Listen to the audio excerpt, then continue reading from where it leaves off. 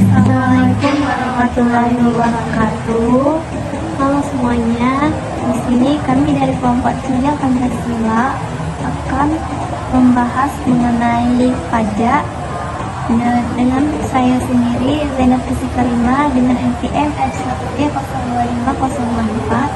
Saya Riris Sandra dengan NPM F1G025032.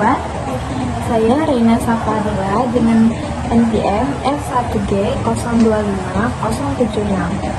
Selamat menyaksikan. Tapi kalau ini kan bukan gembira, ini bukan kado, ya, ini musibah.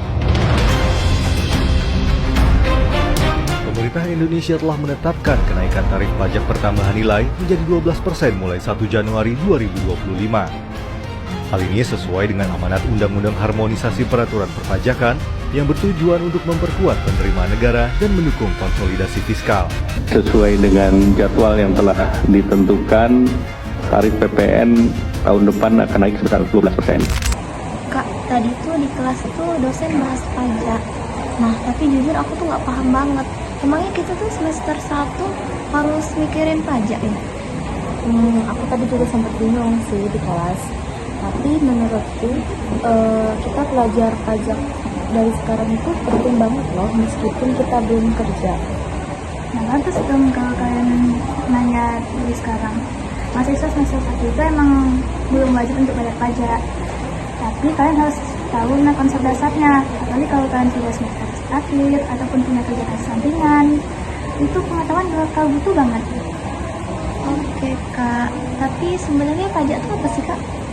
Pajak itu adalah iuran wajib dari masyarakat ke negara. Uangnya itu bakal dipakai untuk pembangunan jalan, rumah sakit, sekolah, beasiswa, dan fasilitas umum yang sering kalian lihat itu. Jadi pajak itu ibarat kayak patungan nasional gitu ya Kak? Nah iya, kayak patungan gitu. Jadi semua orang yang punya penghasilan harus membayar iuran itu sesuai dengan kemampuan mereka masing-masing. Tapi kan kita mahasiswa baru Kak, belum kerja kantoran, kenapa harus tahu dulu sih? Ya karena kalian pasti bakal ketemu dengan momen-momen saat itu perpajakan gitu, kayak misalnya saat magang, dapat beasiswa, ataupun melakukan investasi. Kalau kalian sudah paham soal konsep dasar ini, kan nggak bakal bingung lagi mau gimana lagi. Kak, yang aku dengar NPWP itu sekarang udah gabung sama NIK ya? Itu maksudnya gimana ya? Ya betul. NIK yang ada di KTP itu sudah otomatis menjadi NPWP, yang artinya kalian itu nggak perlu lagi daftar NPWP kalian kecuali butuh aktivasi. Wah, berarti sekarang lebih simpel ya Kak? Iya. Kak, misalnya gini, kan aku kerja freelance sebulan dapat 300.000. Nah, itu kena pajak juga nggak? Secara aturan, jika penghasilan kalian itu di bawah 4,5 juta, kalian nggak bakal kena pajak. Tapi kalian harus tetap lapor penghasilan kalian setahun sekali, agar catatan keuangan kalian itu tetap bersih. Jadi nggak perlu bayar, cuma lapor aja ya Kak? Iya, betul. Aku tuh sering dengar orang tua tuh ngomel soal SPT. Nah, itu tuh kok kayak ribet banget. Karena emang seribet itu, tapi itu dulu. Kalau sekarang kan udah bisa lewat HP. Mahasiswa yang penghasilannya kecil itu udah bisa lapor lewat HP dan 5 menit aja. Jadi lapor SPT itu semacam laporan tahunan penghasilan ya? Iya, kayak laporan. Misal, aku punya penghasilan segini, tapi statusku belum kena pajak gitu. Tapi Kak, kan kita masih semester 1, masih lama lulusnya, kenapa belajar dari sekarang? Justru karena masih semester 1 itu kan harus sudah paham konsep dasarnya, biar nanti pas kalian dapat kerja freelance, dapat proyek, ataupun mau magang gitu kan sudah ngerti mau ngapain nantinya. Jadi kita nggak perlu panik ya pas dimintain NPWP atau bukti bayar pajak. Exactly, mahasiswa mah udah banyak punya penghasilan tambahan, makanya kita harus aware. Aku baru ngeh ternyata kita belajar pajak dari semester 1 tuh karena bakal berguna banget di kehidupan kita sehari-hari. Iya, betul juga ya. Terus kita juga bakal butuh ini pas mau buat rekening investasi. Nah, bagus kan kalian sekarang udah paham. Pajak itu bukan untuk ditakuti, tapi untuk dipahami. Kalau kalian sudah mengerti dasarnya, mau kerja apapun itu bakal lebih mudah. Oke, thank you ya kak. Besok-besok ajarin lagi. Yuk Zai, kita cek NIK dulu. Ayo, coba. Pajak adalah iuran wajib yang dibayar oleh rakyat kepada negara berdasarkan undang-undang tanpa adanya imbalan langsung dan digunakan untuk membiayai pengeluaran negara demi kesejahteraan masyarakat. Ciri-ciri pajak ada 4, yaitu yang pertama, dipungut berdasarkan undang-undang, yang kedua, bersifat memaksa, yang ketiga, tidak mendapatkan imbalan langsung, yang keempat, digunakan untuk kepentingan umum. Masuk ke fungsinya, fungsi pajak ada 4. Yang pertama, fungsi anggaran atau budgeter, sebagai sumber pendapatan negara untuk membiayai belanja pemerintah, seperti pembangunan jalan, jembatan, pendidikan, kesehatan, dan infrastruktur.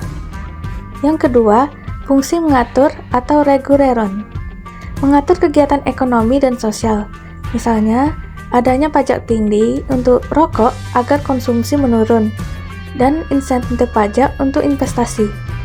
Yang ketiga, stabilitas, menjaga stabilitas ekonomi seperti inflasi dan pertumbuhan, misalnya dengan mengatur pajak dan subsidi. Yang keempat, fungsi redistribusi pendapatan. Pendapatan pajak digunakan kembali untuk program-program sosial. Masuk ke jenis-jenisnya, ada banyak jenis pajak yang ada di Indonesia. Yang pertama, berdasarkan lembaga pemungut, pajak dibagi menjadi 2. Yang pertama, pajak pusat, dipungut oleh pemerintah pusat. Contohnya, PPH, PPN, PBB pusat, dan Bea Materai. Yang kedua, pajak daerah, dipungut oleh pemerintah daerah.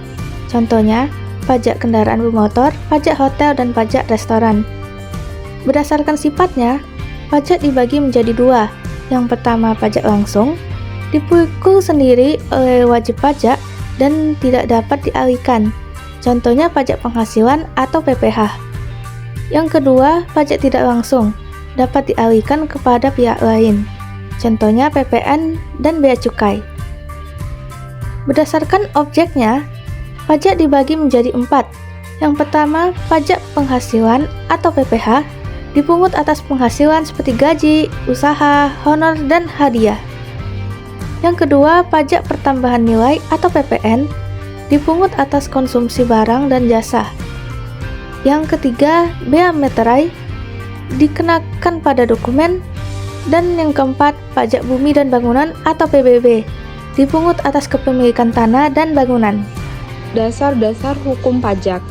Beberapa dasar hukum utama yaitu ada Undang-Undang Dasar 1945 Pasal 23A, Undang-Undang Ketentuan Umum dan Tata Cara Perpajakan KUP, Undang-Undang Pajak Penghasilan PPH, Undang-Undang Pajak Pertambahan Nilai atau PPN, dan yang terakhir Undang-Undang Pajak Daerah dan Retribusi Daerah PDRD.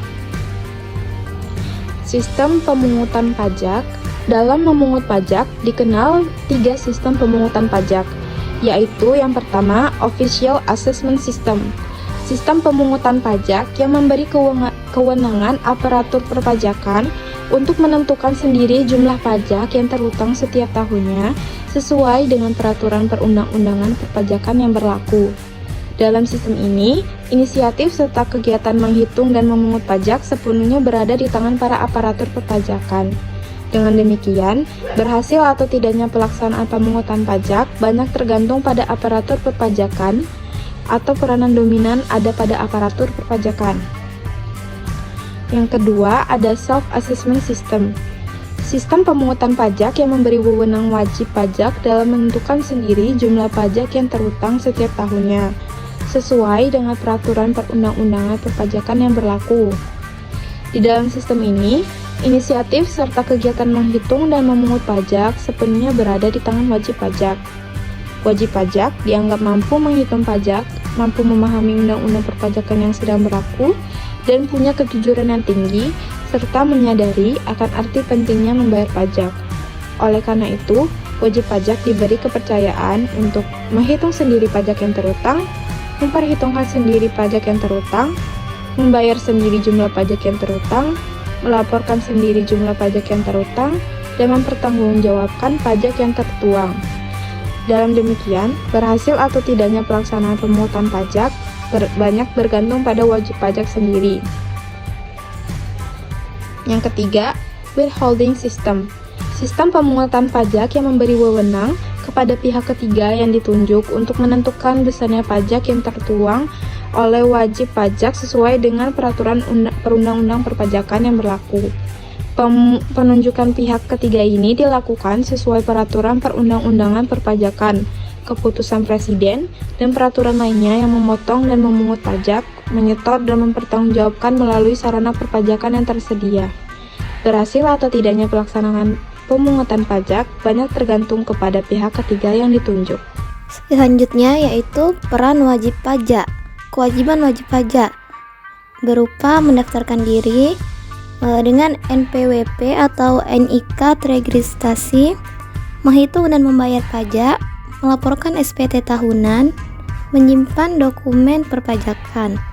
Nah, untuk hak wajib pajak itu mendapatkan pelayanan yang baik, meminta penjelasan, mengajukan keberatan atau banding, serta memperoleh pengembalian atau restitusi jika kelebihan bayar. Nah, yang ketujuh itu ada manfaat pajak untuk negara dan masyarakat. Yang pertama, membangun infrastruktur, membiayai pendidikan dan kesehatan, mendukung pertahanan dan keamanan, membiayai program sosial, serta menstabilkan perekonomian nasional. Contoh penerapan pajak dalam kehidupan sehari-hari yaitu belanja di supermarket akan dikenakan bayar PPN, terima gaji bulanan akan dipotong PPh 21, punya motor atau mobil akan dikenakan bayar PKB, beli rumah akan dikenakan bayar PPh final atau BPHTB, serta bikin perjanjian akan dikenakan bayar bea materai. Sekian penjelasan dari kami, semoga bermanfaat dan dapat diterapkan dalam kehidupan sehari-hari. Sampai jumpa dalam video kami selanjutnya. Wassalamualaikum warahmatullahi wabarakatuh.